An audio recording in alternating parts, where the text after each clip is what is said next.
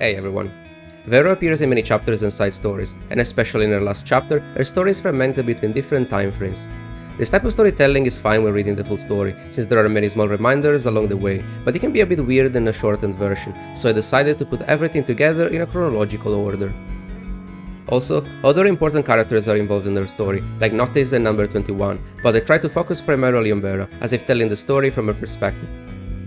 I plan to cover those characters in separate videos anyway, so I don't have to repeat myself every time multiple characters are involved in the same chapter.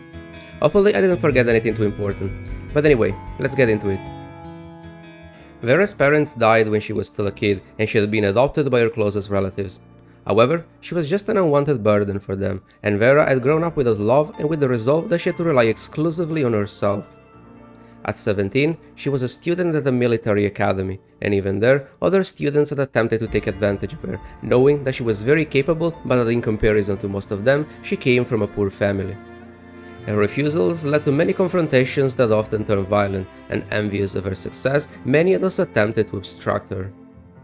Her only friend at the academy was a doctor named Gwyneth, which was helping Vera stay out of trouble and even pay her tuition. During an operation for the military, Vera and her team had breached a facility that was conducting biochemical experiments and rescued a hostage. According to their investigation, the hostage was a researcher named Haynes, but his DNA didn't match with him.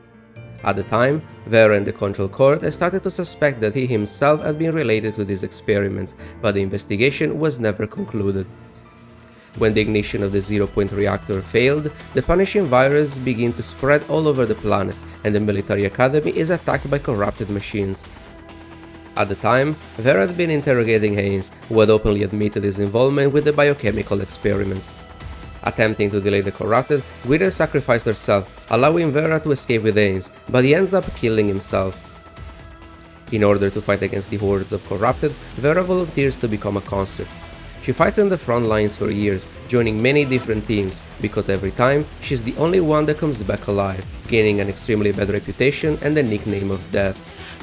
Despite this, Vera kept fighting in the front lines, ignoring the constant accusations and doing her best to protect her newly assigned teammates. In one of her missions, her latest team is overrun by corrupted. It's only during these encounters that people realize Vera's true worth and determination in saving their lives, but once again, she remains the only one standing. After scouting the battlefield in search of valuable assets, Kurono finds a broken, heavily damaged Vera surrounded by a pile of dead corrupted. Despite being unable to move, she has a wide and aged grin. Astonished by the damage she caused despite being a support-type construct, Vera is retrieved by Kurono, and from that day onward, she becomes their property. After joining Kurono, Vera receives the Rozen frame and starts working for their special forces with the codename Hound. However, her bad reputation of being the only survivor whenever she's assigned to a new team follows her even in Kurono. For this reason, she always prefers to perform solo missions, but from time to time, she is still assigned to other teams.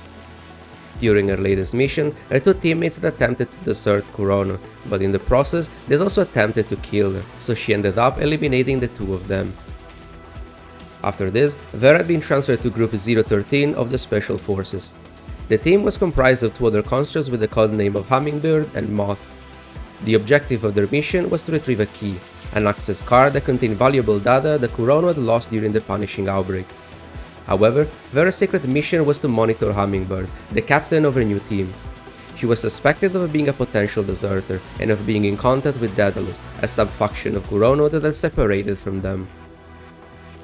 For their mission, Group 013 is sent to a remote island that up to that point had been unaffected by the punishing virus.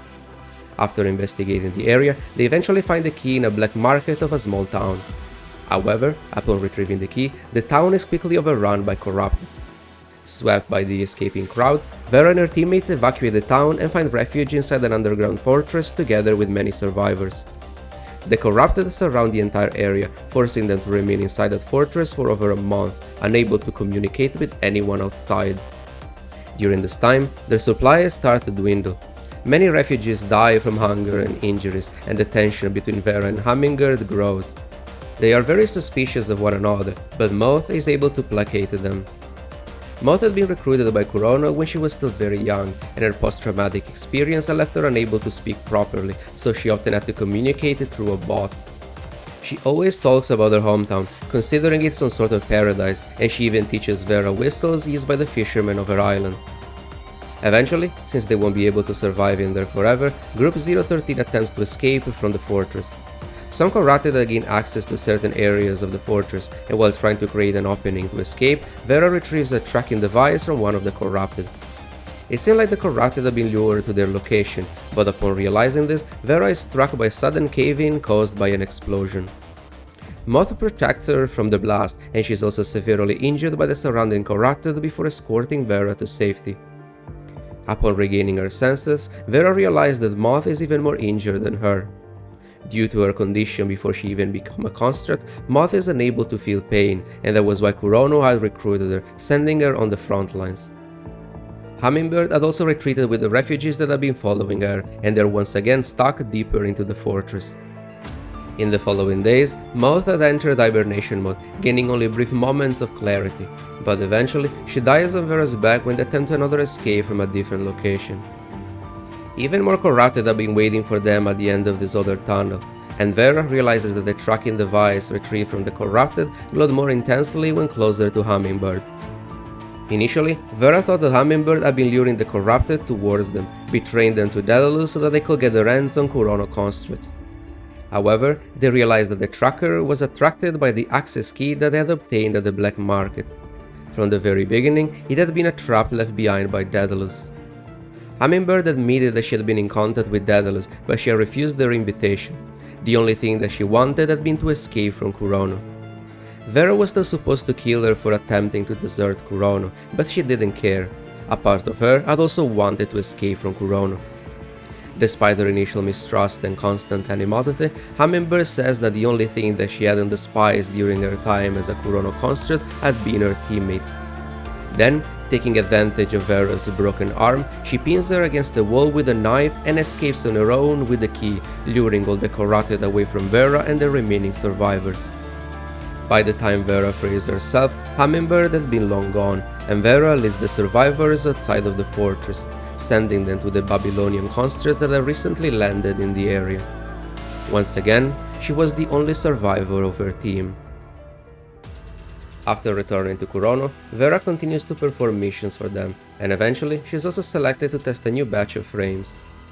They were very powerful, but no one was able to handle them. The strain on the mind was so intense that it would often make them go berserk. Vera's mind was extremely resilient, and so far she had been the only one that had reached a synchronization rate that went beyond 75%. In order to test the frame, Vera had been deployed with it to perform a simple mission. She had been tasked with the delivery of some special materials to another Kurono base, but during her mission, a conservation area in her vicinity is suddenly attacked by corrupted. She intervenes, saving a young commandant that has stupidly attempted to help her out. It had been her very first field mission on the surface before her graduation from the FOS Military College. Since we are severely injured, Vera gives the Kurono special materials to the doctor that was performing her surgery, allowing them to fix our perforated stomach. When we wake up from the surgery, we only have some vague memories of the incident, and according to the doctor, we have a mild hematoma, which might affect our memories until it's fully healed. Since the materials that she was supposed to deliver are now patching up our stomach, Vera stays with us until we fully recover. She pretends to be a Babylonian construct, but her real intention is to lead us to a Kurono stronghold so that I can retrieve the materials from our stomach. Day by day, we lose some of our most recent memories, and despite keeping track of them on our terminal, we decide to trust Vera. For our field mission, we had been deployed in a relatively safe area together with our classmates, but we had been separated from them during the corrupted attack, losing contact. Eventually, as we are helping other refugees, we encounter one of our classmates. Since they are injured, they give us a box that they were supposed to bring to another conservation area. Upon delivering the box, we discover that it contains a dangerous sample of punishing virus, which could explain the sudden increase in corrupted activity in an area that should have been relatively safe. Vanessa and Simon, two other classmates, also join us in the conservation area, and to avoid drawing too much attention from Babylonia, Vera activates the disguise that comes with her new frame, changing the color of her hair and putting on a mask. Eventually, more corrupted are about to approach the conservation area, and we intercept them before they can cause more damage. Vera almost loses control of her new frame, but despite her inexperience, we establish a connection with her mind, attempting to stabilize her. Leia, another construct stationed in the area, helps us deal with the corrupted, and upon returning to the conservation area, we learn that she had also captured an old man. Someone that might be responsible for these unusual corrupted attacks in the area, a man named Haynes. However, when they return to the camp, they find out that Haynes had freed himself and killed many refugees, taking a girl hostage. Vera recognizes him immediately, since he looks exactly like the Haynes that she had rescued and interrogated from the biochemical laboratory decades ago. The same Haynes that had killed himself when she had tried to save him during the outbreak, as if he was a clone of the original man. Vera attacks Haynes, trying to save the girl, but before she can finish him off, Haynes destroys the box with a sample. Without the protection of its stabilizer, the sample is not an active threat that keeps leaking from the container, and it won't be able to be delivered in time in order to be studied. Vera intends to throw it away from the conservation area, but we have another plan. Since Vera had previously said that the special materials that have been used to seal her wound could block the punishing virus more effectively, we'll reopen her wound and push the container inside, enduring the excruciating pain. Everyone looks at us as if we are an insane person. However, almost pushed by our determination to preserve the sample, Simon and Vanessa decide to stay behind to delay the approaching corrupted, while we keep going to deliver the sample together with Vera. Despite her injuries, we still establish a connection to Vera, allowing her to function properly and prevent her from losing control of her frame. Upon reaching our destination, she stays behind to stop the corrupted that have been following us. She allows us to deliver the sample, but after being rescued by Babylonia, we'll forget most of what happened due to her temporary brain injury. We won't remember anything about Vera, and since the entire operation becomes highly classified, we'll be unable to find any information about it. After this operation, Vera returns to Kurono and switches back to a Rozen frame. Since her mission with Hummingbird and Moth, Vera had volunteered to take more missions related to Daedalus, trying to find more information about them. It was during one of these missions, after breaching into a Daedalus laboratory to retrieve data about the research, that Vera finds another person, a girl that had been in the process of turning into a construct. A procedure had been interrupted when Vera had attacked the facility, and now the girl was bleeding on the floor, crawling and seeking for help, kept alive by a medical bot connected to her. Her name was Number 21, a test subject born inside that laboratory, and that for her entire life had been subjected to many experiments by Daedalus, knowing nothing about the outside world. She was the only survivor. Vera picks her up and stops her bleeding, then she brings her back to Kurono. Yara, the researcher that had designed the Number 21 initial frame, keeps working on her for Kurono. She was the only construct that shared her mind with a cobot, which was now being adapted to support her in combat. Number 21 combat performance is very high, but she often loses control, which makes her unsuited to perform missions. To solve this issue, Kurono assigns her to Vera. She initially refuses, but she doesn't have much of a choice. Since she knows almost nothing about the world and basic social interactions, dealing with Number 21 is extremely difficult. However, knowing that if she fails to pass this test the girl will be discarded, Vera trains Number 21 by herself, as if she's a wild beast that needs to be domesticated. Eventually, Number 21 learns how to fight without losing control, prioritizing defending herself and following Vera's instructions. When Kurono had analyzed the blueprints retrieved by Vera, they had discovered that there was a hidden area that she had not explored, and so she sent back to the Daedalus laboratory together with Number 21. Upon retrieving more data from the laboratory, they trigger an explosion, and despite their injuries, Number 21 escorts an unconscious Vera to safety. When Vera regains her senses, she finds Number 21 sitting at her side, unable to move. Vera picks her up and carries Number 21 on her back, realizing that she's the first construct that survived after being assigned to her same team. After this mission, Vera and Number 21 are sent to Babylonia and officially transferred into a task force team under the direct supervision of Commander Nicola, a former Kurono operative. A man with a vicious smile also joined their team. His name is Noctis, and together they form the Cerberus squad. Due to her past experience in Kurono, Nicola often uses Vera to eliminate other constructs. This kind of assignments are usually performed by the Purifying Force, but Vera is his first choice whenever he doesn't want to draw too much attention on the matter. One of the constructs that Vera is sent to eliminate is Lloyd, a legendary Babylonian hero that supposedly survived many encounters by utilizing the Recall, a technology that allows a construct to set their consciousness back to Babylonia before their death, so that they can be transferred into a new frame. Vera had always been suspicious about the Recall, and eventually Nicola himself confirms that it had always been a lie to boost the troops' morale and prevent them from despairing in the battlefield. Whenever Lloyd died, they will simply give the role to a new construct, which will inherit some of the memories of the previous Lloyd. Apparently, the latest Lloyd had deserted Babylonia, and in order to eliminate him, Vera receives the new frame, designed to increase her performances when fighting against other constructs.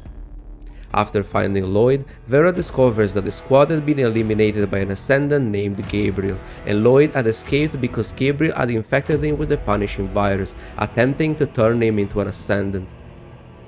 Lloyd had always been doubtful by this role that had been given to him by Babylonia, wishing that he could have been a real hero and not something manufactured through lies. Because of his infection, Vera has no choice but to eliminate Lloyd, and then she takes his banner spear. It was his symbol, but despite her harshness, Vera uses it to prove that she had killed him for good and that people should not rely on the Recall. This had not been part of her assignment, and after that, Nicola is forced to abandon the Lloyd propaganda, saying that after his last mission, Lloyd was undergoing a lengthy recovery. In a similar fashion, Cerberus had been sent to eliminate Tifa and Kamui when they had been infected by Roland. However, Grey Raven ends up dealing with Tifa, and Vera gives them an opportunity to help Kamui, until he eventually manages to handle the contamination by himself. When the Ascendants had attacked Oolong, Cerberus had also been deployed to defend the city together with many other task force teams. After that, Nicola had also sent Cerberus to the vanished Splash Park, with the objective of tracking down Sean, someone that had been researching the Ascension network and had connection to the Ascendants. Grey Raven and Strikehawk were already in the area, and even if their mission was originally unrelated, Cerberus saved us from Gabriel, eventually forcing him to retreat.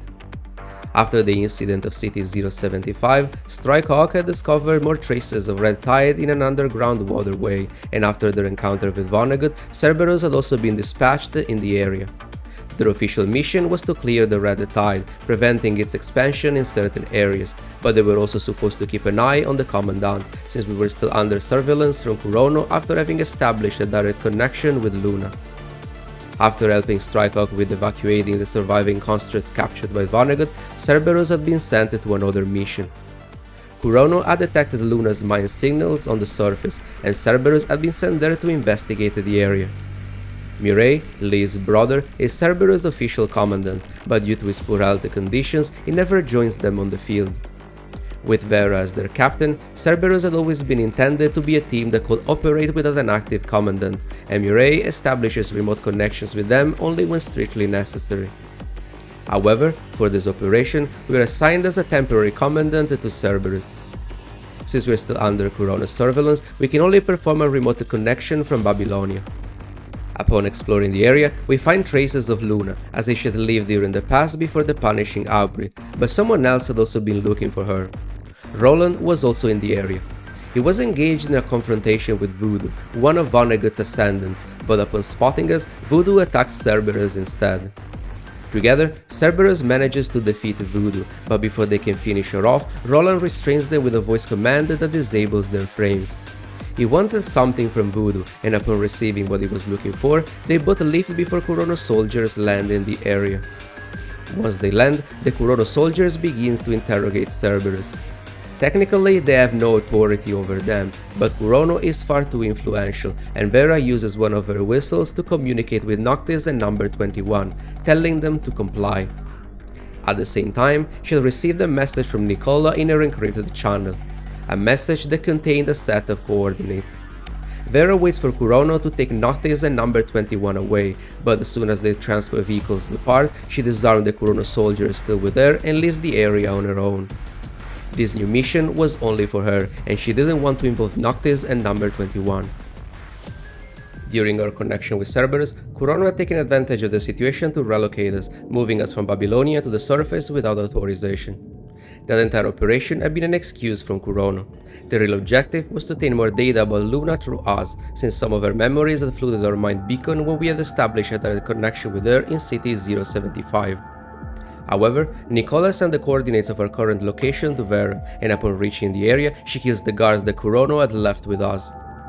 Vera takes control of the aircraft that Chrono had used to bring us there, but upon leaving the area, Vera informs us that our mission is not over yet. When Luna attacked Gestalt with Washu, Murray had also infiltrated it, taking advantage of this opportunity to retrieve sealed information about a project codenamed Atlantis. It was supposed to be a research base that had been lost during the Punishing Outbreak, containing one of the zero-point reactors. Situated in the middle of the ocean, this base had remained undetected by Babylonia, but now our current mission was to investigate it and retrieve data about the zero-point reactors. Upon landing to the designated location, an airdrop capsule is also waiting for us there. The capsule contains Vera's Garnet frame, which meant that Chrono constructs were most likely inbound to our current location. As we explored the base, we learned that Atlantis had been fully submerged during the outbreak, and when they found out about the punishing virus, they had opted to seal themselves off from the rest of the world. After all, Atlantis was a heavily mechanized city, and if infected, everything would have collapsed. Also, upon learning that the outbreak had been a consequence of the ignition of the first zero-point reactor, the researchers had decided to dedicate all their resources in continuing those studies, attempting to find a solution to the virus. However, since the city was not self-sufficient, their supplies were limited. Lustros had been the lead researcher of Atlantis, but everyone had agreed to ration and progressively cut the supplies to the other department, prioritizing the survival of the researchers. After 3 years, Lustros and her team were the only survivors left. During this time, they had successfully recreated the same environment of the first zero-point reactor, but the virus itself did not manifest as expected. It had been detected by their instruments, but it was not observable. They knew its effects thanks to the first reports that had reached Atlantis before communications had been cut off, and so it seemed like it had been absorbed by the very energy that had created it. Unable to continue their experiments due to lack of supplies, Lustros had left behind the full details of their research in a document called Omega File. According to Lustros' final notes, she had hoped that eventually someone will find and continue their research. She knew that zero-point energy had been the cause of this disaster, but humans had never stopped using fire just because they could get burned. They didn't stop navigating the seas just because they could die. Exploring and finding answers to the unknown was what had pushed humans forward. Unquenchable curiosity was what had distinguished them from other animals, allowing them to evolve. And now, she was simply passing their torch to the rest of humanity. Also, despite the absurdity of it, Lustros has started to speculate about the virus being a great filter of civilizations, something that would manifest itself when a civilization reached a certain level of progress and ultimately destroyed it. Vera and the Commandant retrieved the Omega File beside Lustros' corpse. She still has some food left, signifying that despite the result, the situation ended up being too much even for her, and in the end, she had chosen to end her life. Vera had laughed at all this, saying that humans never learn their lesson, always believing that there will be some light at the end of the road. But in the end, despite her harshness, she had always been like that herself. She takes Lustros' food, just like she had taken Lloyd's banner spear long before.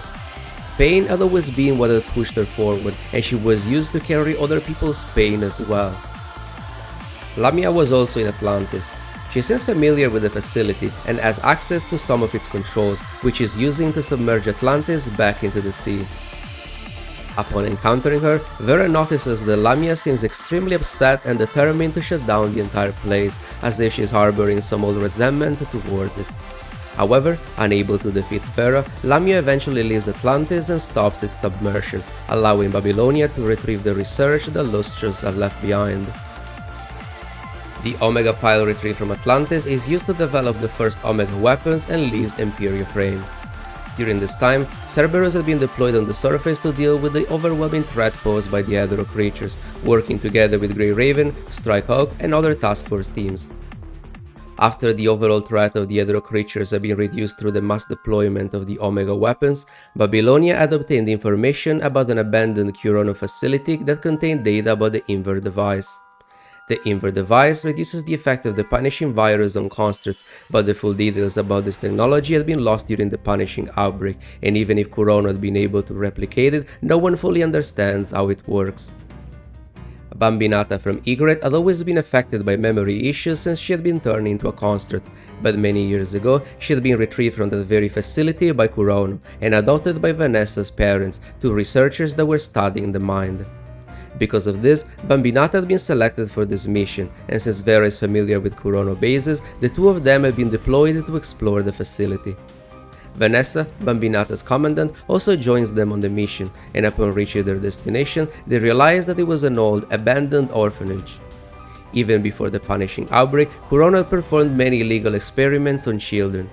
The orphanage itself was a front for Kurono underground labs, but upon exploring the area, Bambinata starts to remember strange memories about her past.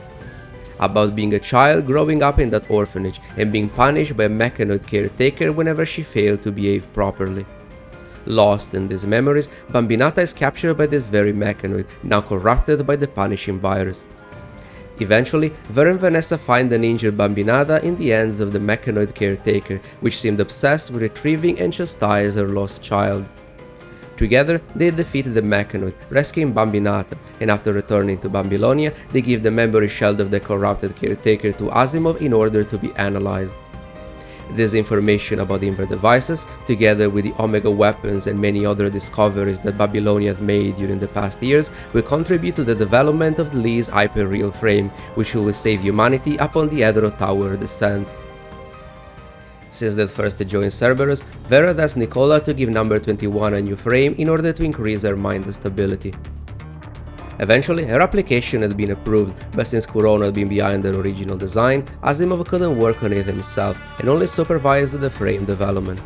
Yara, the same researcher that had made number 21 previous frame, had also designed the new feral model.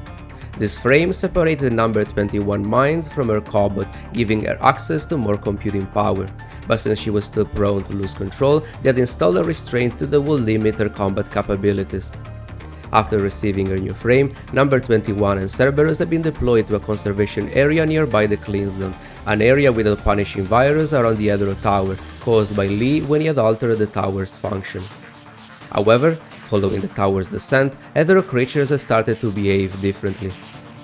Initially very aggressive and individualistic, they had started to work in organized groups. We discovered that some of them had even performed mass suicide, utilizing their degrading bodies to infect the soil itself and create hotspots of punishing virus around the Clean Zone, as if attempting to create a wall in between and prevent humans from reaching it safely.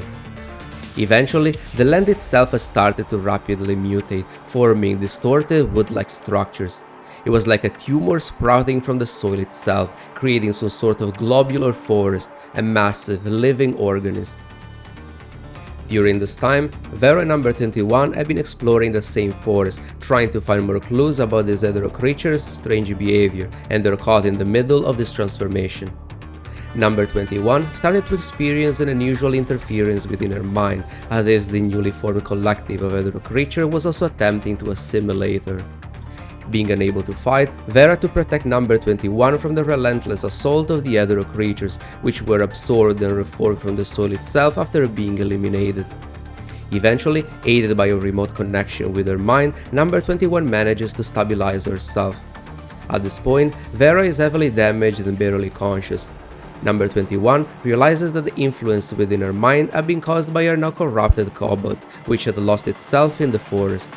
A new Hetero creature that emerged from its broken shell, and after number 21's refusal to join the collective, it had now become her enemy.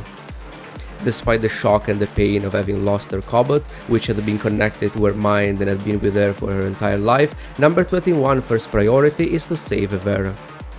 After defeating the creature, number 21 escapes with Vera, but they're quickly trapped by the mutating forest. Before passing out, Vera gives number 21 the key to her restraint. She uses it to remove her collar, unleashing her full power and breaking through the massive shell that has started to encapsulate the forest. This newly formed area will be labeled Hetero-Zone, and it quickly became one of the most dangerous places in the entire planet. After returning to Babylonia, Vera is questioned by Ishmael and Leslie from the Control Court. According to the reports, she allowed an unsupervised construct to access a restricted device without proper authorization, and now she is being investigated. Especially considering the situation, this matter should have been inconsequential, but Vera believes that Chrono itself had been pushing these accusations, attempting to get more leverage over her or number 21, since they both originated from Chrono. However, since Noctis is the only one in Cerberus with no affiliation with Chrono, he decides to take the blame, convincing us to change our report to a Vera in number 21. Vera doesn't know why he's doing this, but since it seems that Noctis has a plan, she doesn't interfere. Because of this infraction, Noctis is removed from Cerberus and reassigned to the Purifying Force, which was his original division. Noctis wanted to take advantage of this opportunity to locate an old friend that had been spotted nearby a conservation area, someone that he believed he had killed years ago. His name was Nigel, and at the time, both him and Noctis had been Ballard's right-hand man. Ballard had been the founder and previous captain of the Purifying Force, but one day it had been assassinated by Nigel. Eventually, Noctis realizes that many members of the Purifying Force had deserted Babylonia, joining Nigel, and he ends up being a victim of their schemes, accused of being a deserter himself. Since we are one of the most renowned Babylonian commandants, the deserters' original plan was to capture us, but Noctis is able to stop them and we find shelter in the town of New Oakley. However, since we are unable to communicate with Babylonia, the Purifying Force requests reinforcement to deal with the potential deserters, Noctis included. Cerberus volunteers, joining the Purifying Force on the surface. Knowing about Noctis' past in the Purifying Force, Vera suspected that he was attempting to locate Nigel, but in case he had actually deserted, she would have hunted him down herself. Upon joining us in New Oakley, Vera discovers that we have been poisoned by Nigel. She doesn't have an antidote for the poison, but she does what she can to keep us stable. After convincing Isarius of the Purifying Force about Noctis' innocence, we inform them about the other deserters, which seem to have joined the Forsaken and are planning to lure Hetero creatures into attacking the town. While Noctis is dealing with Nigel, Vera and number 21 defend the town from the invading Hetero creatures together with the Purifying Force. At the end of this, Noctis is reinstated as a member of Cerberus. We later discover that Nigel had been working for Ballard all along. The two of them had taken advantage of Noctis to fake their deaths, leaving Babylonia, and that was why many of the deserters had originated from the Purifying Force. Due to his connections with Watanabe, Ballard had infiltrated and manipulated the Forsaken to incite a revolt against Babylonia, but during this time, Vera made sure the Cerberus would not be deployed on the surface to prevent Noctis from getting involved.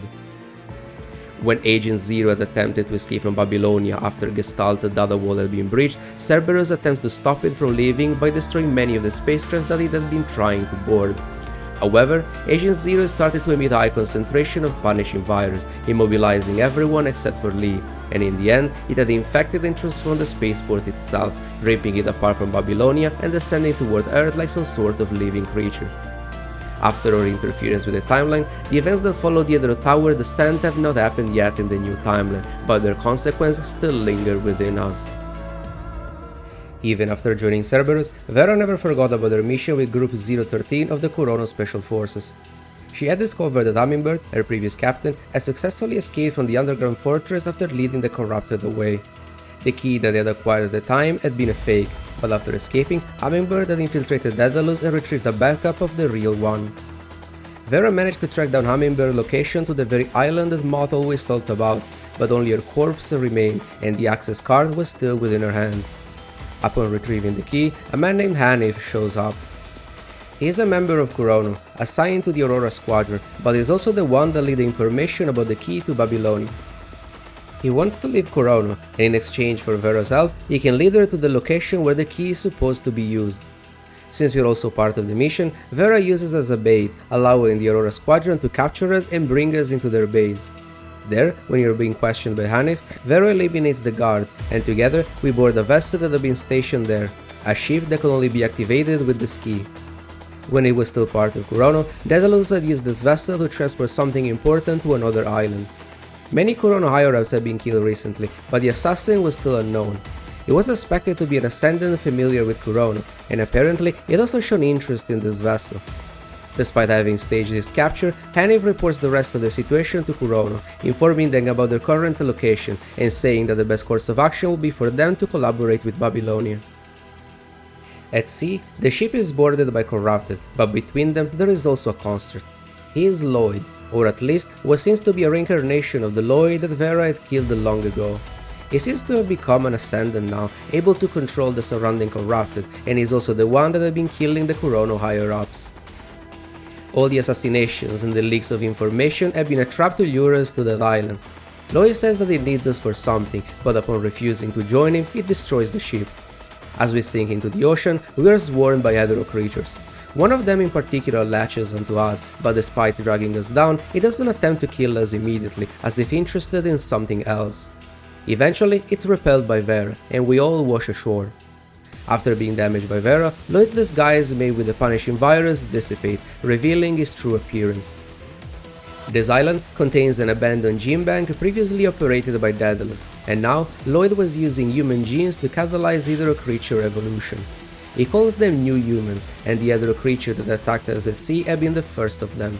Her name was Eve, and despite being an imperfect vessel, she has shown unusual behavior that replicated humans. More precisely, this creature had been created by Haynes, his partner, but Lloyd wanted to perfect it using us as a template. Initially, Vera didn't kill Lloyd because he will be able to reform himself within the gene bank facility, and because he will send the nearby hetero creatures in a frenzy. But upon seeing an approaching Babylonia transport craft, she attacks the Ascendant. The plan was to evacuate and bombard the entire island with the Longinus arsenal, but flying hetero creatures attacked the transport craft. They managed to drop out our power armor, but unable to fend them off, the pilot crashes on the shore, and upon eliminating Lloyd, the rest of the hetero creatures swarm our location. Vera fends them off as much as possible, but after the prolonged confrontation on the ship, at sea and now on land, she can barely stand. Forced to collaborate with Babylonia, Kurono had given them the blueprints of the gene bank in the island. But upon learning that Lloyd had been behind the assassination, they also wanted to take advantage of the situation to test an upgraded old frame, designed for someone that once belonged to them. Upon reaching the destroyed transport, we find a sleeping pod with Kurono's markings, containing a Vera's frame that we had never seen before. We connect an unconscious Vera to it, initializing the synchronization process, but since it's taking a lot longer than expected, we carry her on our shoulders as we venture into the facility. Now that the transport craft had been destroyed, our objective was to destroy the facility from the inside, stopping Lloyd and Haynes' project. As we explore the gene bank facility with Haniff, we discover that Lloyd had already transferred his consciousness to another of his bodies, and that his real name is Ephialtes. Haynes had used himself as a template to create Eve and the other hetero creatures that had started to emulate humans, and for some reason, Eve was not very interested in us, as if she'd learned something after being in contact with us at sea, and now she'd wanted more. Eventually, Ephialtes locates us, but Vera's synchronization with her new frame is not over yet. Attempting to delay him, Haniff takes us hostage, pointing a gun at us, but Ephialtes cuts Haniff's arm with a spike of punishing virus. Then he injures our leg, preventing us from running away. In a desperate attempt to gain a bit more time, we point the gun at our own head, threatening to kill ourselves. The surrounding hetero creatures, led by Eve, have been imitating us all this time, simulating our pain and now pointing their hands against their own heads. Because of this strange behavior, we take a shot against Ephialtes. The bullet is destroyed by the punishing virus before he can even reach the Ascendant, but understanding our intentions, Eve attacks him, and she is quickly joined by all the other hetero creatures. Taken by surprise, Ephialtes is quickly dismembered by the frenzied hetero creatures. He will eventually restore himself into a new body, but at least we manage to gain some time. Since we cannot move, Haniff proceeds on his own despite his bleeding arm. After all, there was another reason why I'd wanted to be part of this mission. Haniff's real name was Haynes. When he was a kid, he had been a clone number 9, and eventually all the others had been eliminated. Kurono was sent into Babylonia, controlling everything about his life, and eventually he had been pushed into joining the FOS military college. Kurono wanted to make a new chief, some of the most capable and influential commandants like us or Krone, a chief that would be under their direct control. However, almost as an act of rebellion, Haynes had chosen the name of Haniff after joining the college, and during his training he always tried to remain in the shadows, making sure that he would not be at the top. Despite this, Kurono knew about his worth, and after graduating, Haniff had been assigned to their Aurora squadron. The reason why Haniff had joined this mission was because he wanted to meet the real Ainz, and he discovers that the man himself had been waiting for him. Ainz explains to his younger clone that he had an agreement with Kurono back in the Golden Age. They had been interested in his experiments, and the only thing that he had asked for was a facility to work in. However, he didn't need Kurono anymore. After collaborating with an Ascendant, he had gained access to the Punishing Virus, allowing him to use it for his own experiment in a relatively safe state. Kurono had taken advantage of his own clones, attempting to make a more controllable version of him, but Ainz had leaked all the information about the key to lure Haniff here. He wanted Haniff to join him, but if he refused, he could simply transfer his memories in his younger body, so in both cases, his plan had been a success. Bringing us to the island had been just a side effect. Ainz had never cared about us, because in contrast with the Ephialtes, he wanted to keep using himself as the template for these new evolved Hetero creatures. They had simply been using each other for their own personal goals. Even if Vera was still unconscious, we had established a connection with her to help with the synchronization. Occasionally, we saw glimpses of her mind, and despite being in some of her memories, there are certain events that we have no recollection of. As if this was not the first time that we had seen Vera in this frame. It seemed like we had a temporary amnesia at the time, but Vera had risked her life in multiple occasions, eventually escorting us to safety. She never told us about any of this, but now we were beginning to remember. After killing the Ephialtes, he even started to slowly approach us. She still wanted something from us, but knowing that she could easily kill us, this time she was being more careful. Unable to escape, Eve eventually reaches us, and through our connection, she starts to see images of both Vera and her own past. All our struggles and injuries, all the people that had died before us. Experiencing intense emotional pain for the first time, Eve is quickly overwhelmed by it. She pushes herself away, horrified by the experience. It didn't matter how closely a Hetero creature could imitate a human, they could never endure what humans did. Vera's frame synchronization finally concludes, and as soon as she opens her eyes, Vera immediately kills Eve. In a matter of minutes, every Hetero creature inside is torn to pieces by her blades. Then, she injects serum into her wound and wraps it in bandages. Even if she had been unconscious, she knows everything that happened during her synchronization because of our connection. We follow Haniff's bloody trail deeper into the facility, and we find him in the middle of a physical confrontation with Ainz. It was the same Ainz that Vera had interrogated at the military academy, the same Ainz that she had killed at the conservation area decades later. But this time, knowing about this cloning process, Vera kills him for good. After Ainz's death, the entire facility is about to self-destruct. However, there is still something else that Vera has to deal with. When Vera had escorted us to safety in the past, she stayed behind to deal with the horde of corrupted, but before leaving us, she had asked us to remove the limiter of her frame. Without it, her frame would release a massive power that she was unable to control. She could easily die from overeating or mind boil over, but what she feared the most was going haywire. And now, she realizes that Kurono has centered this frame with the limiter already removed. Because of this, she refuses our connection and goes against the reborn Ephialtes on her own. Ephialtes himself can feel that her frame is already overheating, leaving her on the edge of going haywire. During their confrontation, Ephialtes is forced to use even the discarded Lloyds that they brought from Las Pradas, pushing Vera to the limit. Almost overwhelmed by intense heat, Vera ends up entering Berserker mode, releasing the full power of her frame, obliterating all the Lloyds and Ephialtes' Ascendant body. We attempt to establish a connection with her mind, trying to stabilize her condition, but she denies the connection, knowing that in her current state it will be too dangerous. Despite her heavy injuries, she runs away from us, knowing that she's about to go haywire. We don't give up, but after catching up with her, she finally loses control. She attacks us, punching us with her bare fist. She's about to kill us despite her power armor, until we finally manage to connect to her mind. We reacquire all our memories about our first encounter, and about the message that she left behind after escorting us to safety and killing all the approaching corrupted. A message that we had found later on during another deployment, but at the time, we had no recollection of those events. It was written with Vera's own vital fluid, saying, "See you." As if all along, Vera knew that she would have met us again. After all, when we had first connected to her in the past, we had been very inexperienced. However, from time to time, she had felt a stronger, more confident presence. she had been in contact with her current self, attempting to assist her synchronization when she was still unconscious on her back. After seeing these memories in her shared mind, Vera finally regains control of herself. Haniff had destroyed all the genetic material left behind by Haynes, and upon being rescued by Babylonia, we are but confined in a medical ward of the Star of Life. Chrono is forced to provide all the data about Vera's new frame to the Science Council, which reduces the output of the frame, preventing it from going haywire ever again. Being able to reach the past with our mind beacon heavily implies that the Commandant didn't lose the powers that we acquired during Wither to Shine, or at least not all of them. However, I want to talk more in depth about this and PGR time travel in another video, especially since I think there are many misconceptions and oversimplifications going around on the topic. After all, the recent chapters are the start of another narrative arc, and many elements are used to set up a future chapter, so there is still a lot that we don't know about the current direction of the story. Anyway, that's all for now.